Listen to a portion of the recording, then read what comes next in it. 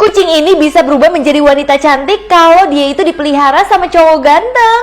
Bahkan cowok ini kaget banget ketika kucing ini bisa jadi manusia dan ternyata rambutnya bisa berubah menjadi uang. Semenjak itu cowok ganteng ini benar-benar sayang banget sama kucingnya. Bahkan dia itu selalu minta rambut dari kucingnya supaya bisa berubah menjadi uang. Tapi lama-kelamaan karena uang, rasa sayang dari majikannya itu berkurang, jadi rasanya rakus doang. Bahkan kucingnya mau digundulin supaya dia dapat uangnya banyak. Tapi sayangnya kalau kucing ini udah gak bahagia, kucing ini bakal gigit majikannya sampai meninggal.